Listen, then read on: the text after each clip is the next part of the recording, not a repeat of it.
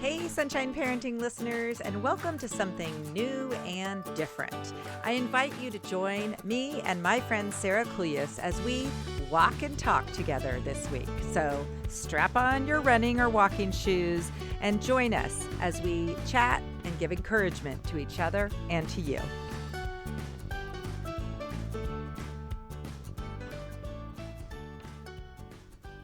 And it's just fascinating how full and slower and stucker when you are under sustained stress. And this has been a long, long time. And man, we need to be really patient with ourselves and others. Totally. Tina Payne Bryson had this really good description of it last night. And it was so good. It was just like the cognitive overload and the stress and all that combined make it that our brains aren't functioning as well as they normally do. So anyway, just we could all be kind of great, give each other grace for forgetting stuff and not knowing what day it is.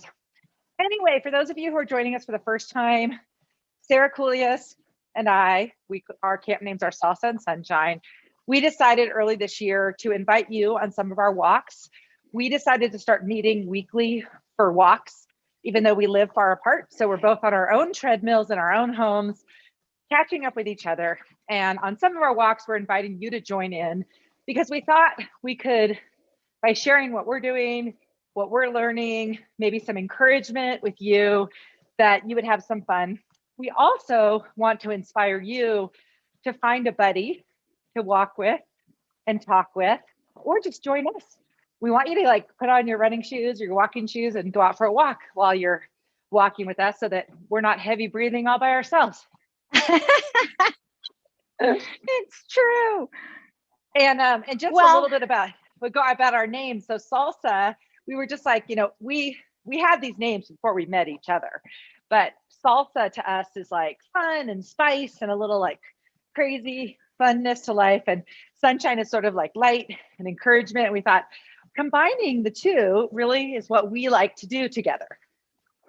Yes. And it was just fun to connect in ways that we bring from our summer camp experience, those nicknames and the personas that come with that, but to also see just how awesome it is when we combine with any of our relationships, any of our friends, combine the talents and strengths and qualities of each other, and it makes things better.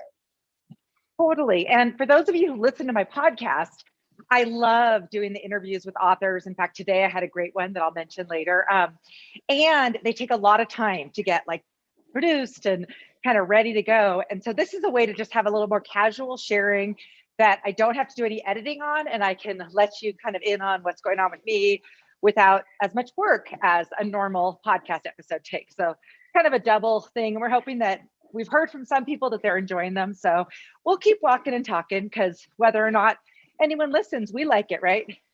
It's true. And also you get to catch any of our mistakes because we don't edit anything out. Absolutely. And in fact, since I'm in the garage, my daughter's going to be coming home from the market shortly. So there's going to be garage door opening and stuff, but oh well. Okay. So we always share one of the things that I love most about you, Sarah, is that you are super intentional about giving affirmations or really good encouragement to others. And you do a great training with your staff at summer camp on that. And I've had you on the podcast talking about your 3 levels of affirmation. I actually wrote about it, quoting you for Camping Magazine this year for the staff training edition. So we decided that as part of our walk and talk, one segment we'll always have is Salsa's affirmation of the week. So go for it. What do you have this week for us? Okay, well, this one became embedded in my vernacular, around the time my oldest son hit middle school.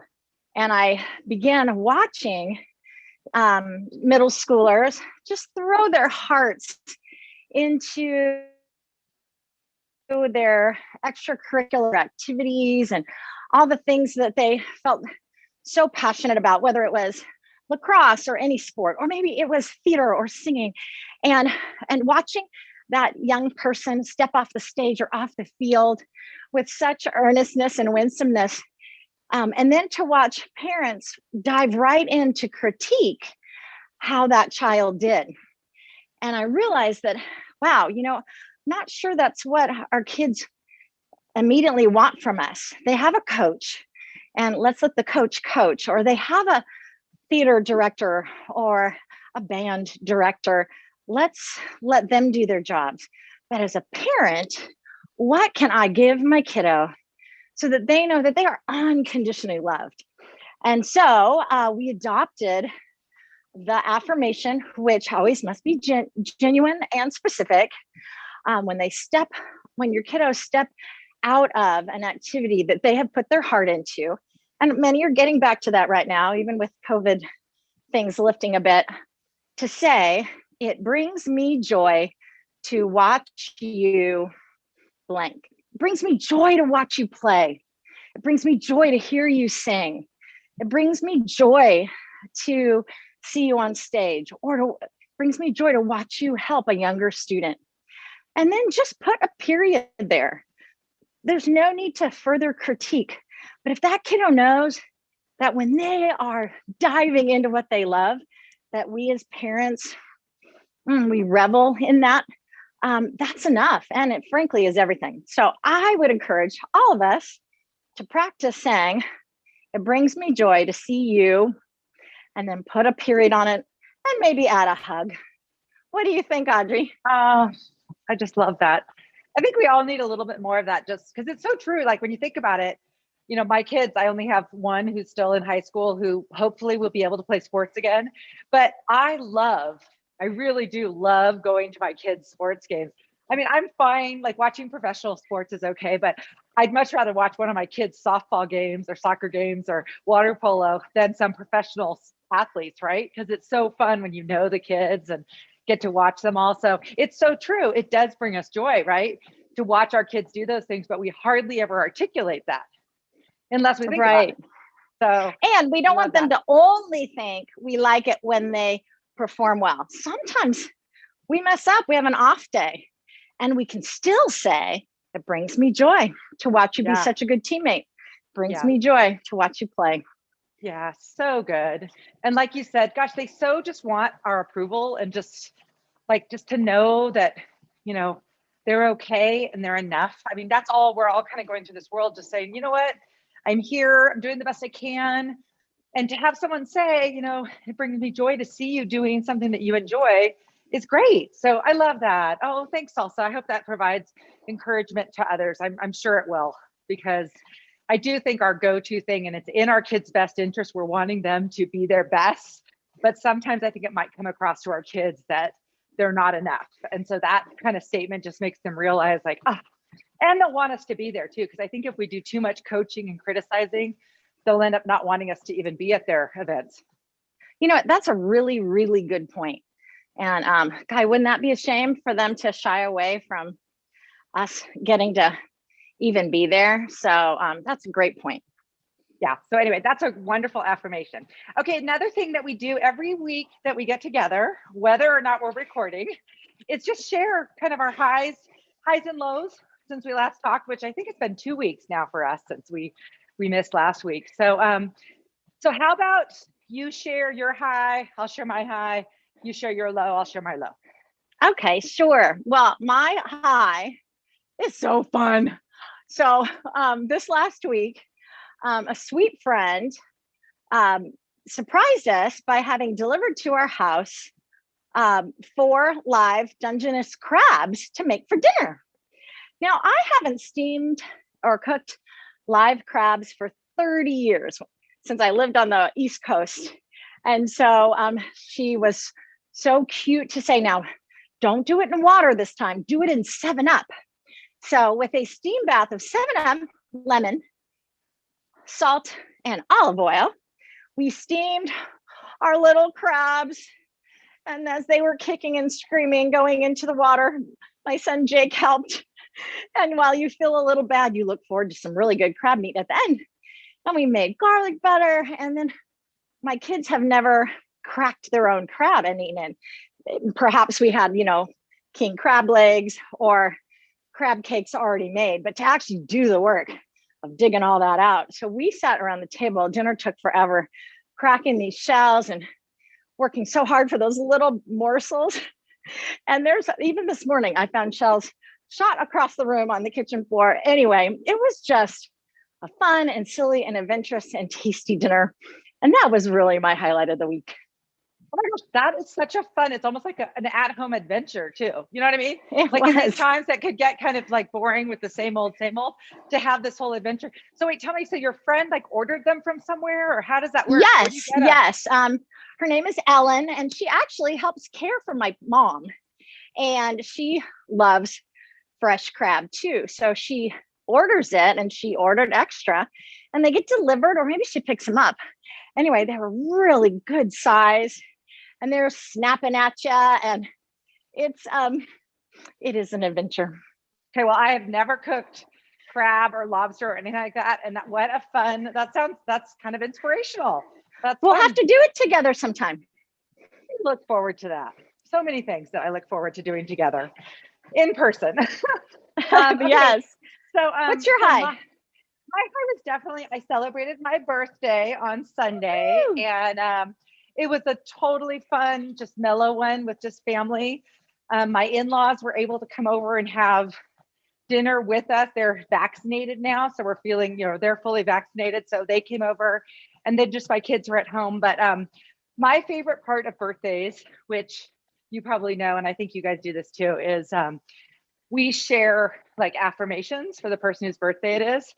And, of course, like nobody's going to sit there and say, oh, give me some affirmations. But on your birthday, you do enjoy when people share. And it was just nice. Even my son, who's 20, he happened to call in via FaceTime while we were at dinner doing our affirmations. And so he gave a really sweet one. And so anyway, I do like that. I also appreciated that my birthday fell on Sunday, which I've been taking as a real Sabbath and not getting on my computer, reading, just really being mellow. So I was in my pajamas until like 1. It was a great day. I really enjoyed it. My husband made me a chocolate chip cookie cake, and it was just a really nice birthday. So I enjoyed it. That sounds perfect. That sounds perfect. I'm so happy for you. Yeah, it was fun. I got some nice messages from friends. It's just nice. It's fun. It's a silly thing, but it only happens once a year, and it's nice when, just to connect with people and everything. So I enjoyed that. So how about you? What was something not so great over the past couple of weeks? Well, there's things here and there, but I think that what I'm going to share as a low point was actually yesterday, and it wasn't like it was terrible, but I got to catch myself in a bad habit and had to like deal with myself. So I don't know if y'all ever have that happen to you. I like that. Deal with myself. That's a good one. Got to deal with myself. So yesterday was Ash Wednesday, and the Lent season is a really special observance to me. For those of you who might practice Lent or observe Lent, it's a time in the Christian faith where we observe the 40 days before Easter and are invited into a time of reflection and contemplation, a time of asking for forgiveness and kind of examining our behaviors. Also, terrific generosity to others, all to prepare our hearts for the celebration of Easter. And I really, really, really appreciate Lent. I've learned a lot through those seasons of life. And so I don't know if it was because COVID's already been a lean year, but I came into it with too much enthusiasm. And, part of contemplation and reflection is slowing down and perhaps doing less so that you can be more thoughtful. In fact, my colleague Ron shared a quote from Richard Rohr, who I just love his writing. And he had said, contemplation invites us to a place of underdoing and underachieving so that we can reflect more. Well, I did not underdo or underachieve yesterday. In fact, by the end of the day, I realized that I had taken on 8 different Lenten practices inadvertently. What the heck? And so I had like downloaded 2 different Lent like daily devotions. I listened to 2 lentil devotions in the morning. I listened to 1 in the afternoon. I did another practice. Like I ended up with 8, Audrey 8. I was exhausted from lenting yesterday. Exhausted from slowing down and being reflective. So this morning I sat down first thing in the morning and I cut them back. And now I'm going to do 2 precious, thoughtful practices, 1 in the morning and 1 in the evening every day. And that will be enough for me. But it was just a classic picture of my FOMO, of my wanting to taste everything, wanting to be inspired by everything, wanting to grow in all ways. I just my eyes are way too big for my schedule. And so I was a little embarrassed. So I've just outed myself to you. That is so funny. Your enthusiasm is commendable, though. I can totally relate. I actually found myself trying to think about what I was going to add in or do differently. And I realized like I actually am already doing the practices and things that I need to be doing. And so I'm just going to kind of stand by for now. As my kids say, my daughter jokes with me that my morning routine is getting longer and longer, so I need to, I can't really add any more things, but I love that story. Thanks for sharing. I do think though, everyone, the fresh start of any season, whether it's a new month, a new year, a new season, or Lent or something like that, can be an inspirational time. So if there is like one habit or one thing, healthy or good that you want to add in, it is a good time. So, but I appreciate your candor and sharing. The overdoing it can totally relate. So mine really was just kind of a general thing. I have had, in this past year with COVID, so much more time. And I know I am really extremely blessed that I don't have young kids at home, in elementary school or preschool, because honestly, I would be going crazy if I was trying to manage my kids in school and keep up with my work that I have and that kind of thing. But I've had more time to rest and sleep and reflect and everything. But I've been feeling a bit guilty that like I still feel like even with more time that I don't have enough time to spend time with my parents who don't live in the same place that I do. Like I go down there and I love being with them and they are so grateful for my time. And then I feel bad then when I'm not there. And then when I'm doing something with one of my kids, it's just like that feeling. And I think it's just, I don't know if it's just a mom thing of being sort of like torn, like even though you're somewhere good, like you're spending time with your kids, but then you're like, oh, but should I be more time somewhere else? I don't know. Do you ever have that where it's just like figuring out that balance of where to spread yourself? Yeah, I think that's a real challenge. I think it's a challenge for all parents, but working moms. And if you've got parents that you're also supporting, it's a tough season. And, you kind of have to keep evaluating what's my responsibility, what's not. And the discipline, I think for me, of when I'm there doing that, to be all there, all in. So I'm not like thinking, oh, I should have been helping, my daughter with that project online or, that kind of thing. And that is tough. Or saying, I'm so exhausted from what today asked of me. I can't make a gourmet meal. Then don't make a gourmet meal. Like, God invented peanut butter and jelly sandwiches for a reason, right? Totally. Yeah. Or almond butter, depending. Yeah. Well, yeah. So true. Actually, that's so good. And I will say that a win for me has been being more present with people this past year. And even when I think about my visits to my parents this past year, when I'm with them, I'm just there. I have not had to leave for this interview or that thing or whatever. So when I'm going down there and I'm spending like 2 or 3 days, I'm just with them all day and we go for walks and have meals. And so okay. So that does feel better. Just, you're right. It's kind of like that quality quantity thing. I think parents feel this with their kids. So if you have limited time with someone, just make what time you have, like be fully present, turn your phone off. Don't be sidetracked or worrying about emails while you're with them, that kind of thing. Right. Because I know, Audrey, it has to be true that you fill their tank when you're with them. And I just know you're bringing them joy and you're helping them feel loved and safe. I just know you are. And so for now, we'll have to do quality over quantity. Yeah. I think going along with that, and I don't know if you feel this is like, I feel like sometimes as the mom, don't you feel like you're responsible for everyone's happiness, even though that's not really true? Totally. In fact, I had a good friend clarify the difference between happiness and well-being. So, as a parent, it is a good thing to be aware of and support the well-being of those around you. But if we pretend to think we're responsible for their happiness, there just are some people who can't be happy, won't be happy, or in this season are never going to get to that place. And kind of going back, well, are they well fed? Are they well affirmed? Or do they have, the company they need? So kind of shifted to well-being a little bit. But man, forgiving myself for not making someone happy took a little practice, man. Yeah.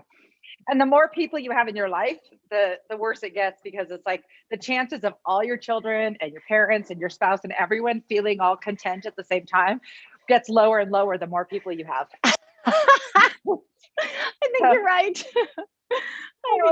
But one good strategy is what we're doing right now, which is taking care of ourselves. And like, if we can be well ourselves and take little steps for our own well-being, that does trickle to others, I think, too.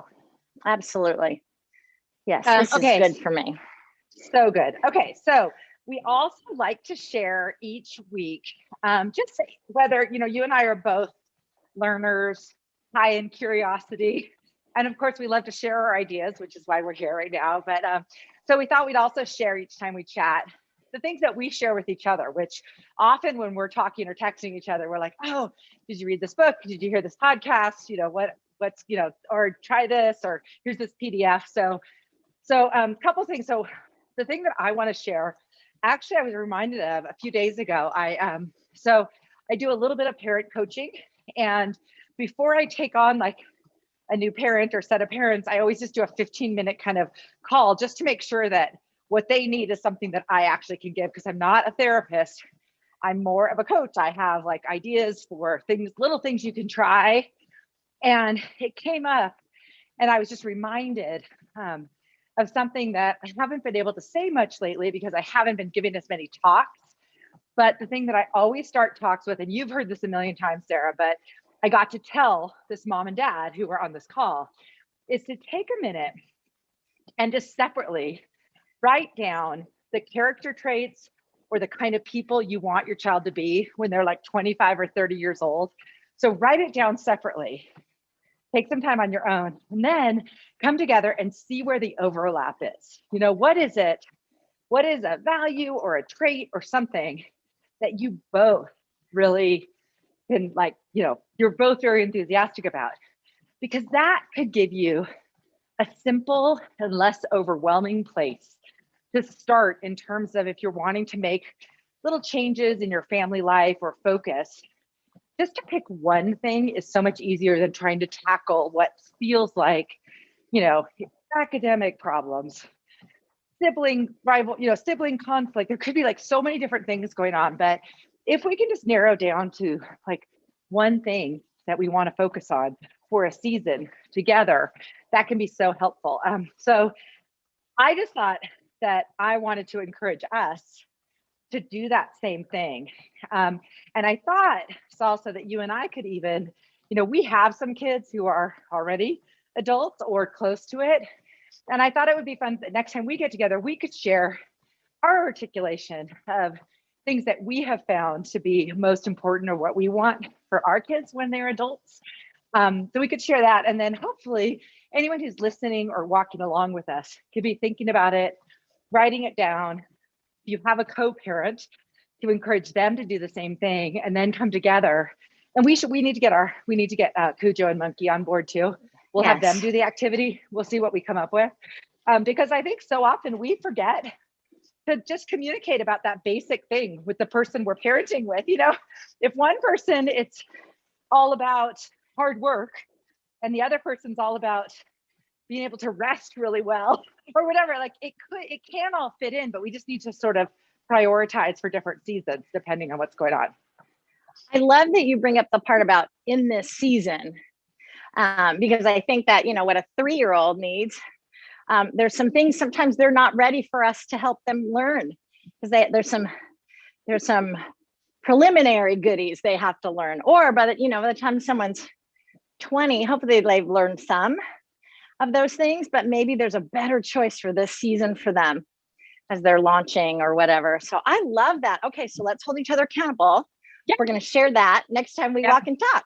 Yeah, I know. And I thought that would be good because I was like, I haven't really done it lately myself. So it'll be a good exercise for me just to reiterate and remind myself, just, if we were going to have a theme for our spring, pre-summer, what is it that we want to, focus on? It could be whatever, anything. So we'll regroup on that. And I think that should be kind of a fun activity.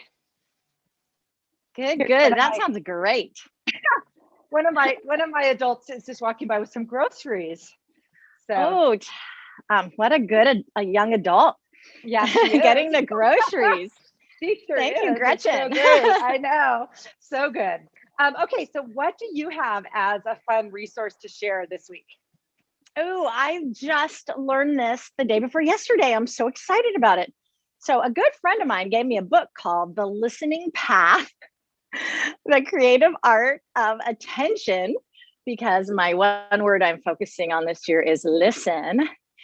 And so Audrey helped me out by giving me a resource to grow in. And so the author is Julia Cameron, and she told about this practice that she does in class with her students. And I want to adapt it to the kitchen table.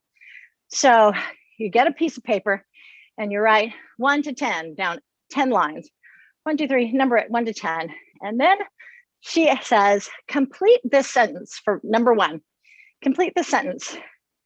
If I didn't have to do it perfectly, I challenges everybody to complete that sentence. If I didn't have to do it perfectly, I'd try. And then they fill in that blank. And then she goes, okay, number 2.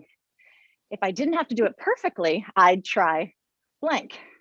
And number 3, if I didn't have to do it perfectly, I'd try. You see the theme here? So 10 times she asks, if you didn't have to do it perfectly, what would you have the courage to do? And I love that question, because then pretty soon you realize, maybe I don't have to do it perfectly. And maybe I have this longing to try something that I haven't done. So I think it's a fun little exercise in, accepting mistakes, in kind of chipping off some edges of your perfectionism, kind of diving down and exploring some of the longings or the interests you have. But I won't tonight because not everybody's around the table, but tomorrow night, you guys, I'm going to ask my family, if you didn't have to do it perfectly, what would you try? So maybe next time we get together, Audrey, we can each share what we would fill in the blank with. I love that. Oh my gosh. Yeah, that's such a good one. I do feel like, honestly, as I've gotten older, I've been way better at trying things. I was, putting things out there, like even just this podcast is an example. It's not perfect. It never will be. And probably 15 years ago, I wouldn't have done it unless I could have somehow made sure that, every word I said was exactly smooth, and I didn't say a million times, and I didn't say these phrases that I don't really like that I could say a lot, that kind of thing. I would be waiting for the perfect. And you just realize, even just reading that sentence, who can do anything? I'm trying to think of anything that you can do perfectly the first time anyway, and how frozen we are when we limit ourselves because of maybe preconceived ideas about what we're good at or what people would want to hear from us or see from us creatively or whatever it might be. I love that so much. Great idea. Really deep, man. Like if I didn't have to do it perfectly. Deep. Yeah, if I didn't have to do it perfectly, I'd try. We see this, I'm sure the same is for you, Audrey, too often, unfortunately, at camp. Even a young child coming to camp who is living in a culture at home or school or on the club team or in the neighborhood where they won't try something new by age 10 because they already have to be an expert, Or they'll sit down at arts and crafts and say, I can't paint because I'm not good. And, the message they're already giving to themselves at 11, 12, especially 13, 14 is, well, I can't go there. And oh my goodness, the joy on their face when they try something. And so what that it wasn't perfect, their whole cabin's cheering for them. And maybe they try again. And that's the win, the perseverance, right? So when parents say, why just camp just help my kid grow so much? One of the reasons I hope is that a great camp is a great place to feel safe enough to try things and not be perfect. Yeah. Exactly. And know that you can try many times, that you'll be cheered on regardless. That's so true. As you were talking, I was thinking it's kind of a good, almost like a campfire discussion where after the kids get to know each other, like a sharing that could come out. It also brought to mind, a lot of adults use the excuse, I'm too old to fill in the blank. I think that's a similar thing. A lot of times, I know a lot of people, at least with my kind of personality, who really enjoy learning and kind of think about going back to school or getting a degree. And they'll say, oh, well, I'm too old to go do that. But the thing is that like, whether it's 2 years or 3 years or 5 years, those years are going to go by. And how would, if you were learning this topic or this subject or whatever it is, how would that be feeling for you? How would you be feeling at the end of that time? I just think it's good to recognize that even something, there have been businesses started by people who are, in their 60s and 70s. I mean, there's been all kinds of things that have happened to people. So I think there's so many ways that we limit ourselves, whether it's our conceptions about what we're good at or our age. So I would just encourage people, don't ever count yourself out, right, from trying something. Right. And sometimes you need a pal to borrow courage from. So if any of you can imagine Audrey and I taking surf lessons a year ago, we were a sight. And I think her balance is better than mine, but dang, we had so much fun. And we went back and did it again. This is the thing. We're not great, but boy, the laughs and the fun, and we're slowly learning. And we're doing it. We're showing our kids, some of whom are, blowing us away. Okay. That's another aspect of it. Like finding a friend who's happy to not do it perfectly with you, like if there's something that you want to try to do a big hike and you're not in shape for it. Well, get your friend to go with you and, do the hikes as you lead up to it, or, read a certain book or whatever it is. So I love that. All right. Well, so unless you have anything else, we like to close with a couple of our favorite inspirational quotes and what they mean to us, because we both are collectors of inspiration. So mine, I can't remember. I was looking where I was looking at this, but and I got really deep into her work. Dolly Parton. So I've never been a big Dolly Parton person, right? But she has a lot of stuff out there, a lot of really cool quotes, and she's very beloved by a lot of people. And I actually, among other things, I saw a thing that last year they wanted to put up a statue of her in Nashville, and she declined. She said, I don't feel like it's appropriate. I don't want a statue. I thought that was just really interesting and kind of cool. But the quote from Dolly Parton is, storms make trees take deeper roots. And I feel like storms, like we have storms going on right now in our country, terrible storms, really a lot of hardship, people without power, without water. We have had COVID. We've had just like storms, real and whatever, physical and what are they called? Metaphysical storms brewing in the past year. And I think we all need that reminder that with every difficult time that we and our children go through, that's making us stronger. It's making us like, okay, I made it through that. It's like the kids who are super homesick at camp and they stick it out and they get a little better. They're still missing home, but at the end, they're like, I did it. And it's like, they got stronger because they got through something they did not think they could. So I love that reminder. I just think we all need that encouragement. This is, everyone's going through a lot, some people worse than others, but there's a lot going on right now. And just remembering that we and our kids can come out stronger because of the hardships. So not to feel like hardships are going to blow us over, but they can make our roots go down and get stronger. So I like that visual. I really like that visual. I appreciate that. Dolly Parton, she rocks. She is wise and profound. And so I kind of got a crush on her later in life, probably in my late 30s. And I think she rocks. So I like that you pulled that. Yeah. So Leanne, our favorite Peloton instructor, talks about Dolly Parton and how her knee spiked. And I'm like, what is this with Dolly Parton? I just saw the movie 9 to 5, but then I saw she has like a book and stuff. So I might read her book and learn a little bit more. She has a lot of inspirational quotes that are really good. Yes. And you would be amazed at how many songs she has written. She hasn't just written the ones she's recorded. She's a prolific songwriter. And when you look at her collection of songs and all that she's produced and where she comes from, it's quite something. So that's really fun. Yeah. Anyway, so that was what's yours? My quote is one that hangs on my wall. And sometimes, when something hangs on your wall, you get so used to it, you don't see it anymore. And it has come back to life for me this last year when there's been a lot of chaos in the world. And it's a quote from Arthur Ashe. And he said, start where you are, use what you have, do what you can. And I just love that. I look at it so often now. And just I don't have the answers for everything, but I have some answers. I don't have energy for everything, but I have some energy.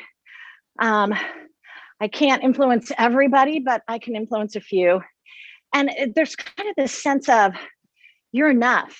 So don't waste that. And it's very affirming and reassuring to me. So start where you are, use what you have, do what you can. Thank you, Arthur. Oh, so good. And I was just thinking too, like that could be, here we go, another campfire conversation or dinner table conversation. Make those into questions. Where are you? Where are you? What communities are you in? Where are you? Where do you engage with the other people? What do you have? Do you have energy? Do you have time? Do you have money? Do you have a talent you can share? And what can you do? And it is so true, because I feel like so many of us can get so discouraged when maybe we can't do things that we normally do, and if we feel like, well, if I can't do this job or this particular activity that's been so important to me, like you think about kids and their sports, well, maybe they can't do that right now, but what can they do? They're capable of so much. So I love that. I'm inspired for sure. Okay. Me too. Any final thoughts before we close out our sharing today? I just those who are freezing right now in the polar vortex, I'm thinking of you all week. I talked to an applicant for summer staff today down in Texas, and she's all about. I love what she said. She said, "I'm from Chicago. I can do this, but all the students here from California, they really need our encouragement." And I thought, you know what? Isn't that great? So I just would say, in whatever way you are cold, may there be someone to keep you warm. Oh, that's so sweet. And we just both wish that you have a week or weeks until we see you again, full of both some salsa, fun, and some sunshine, some light and encouragement. Thanks so much for joining us, everybody. Great to be with you. We'll see you next time. Bye-bye.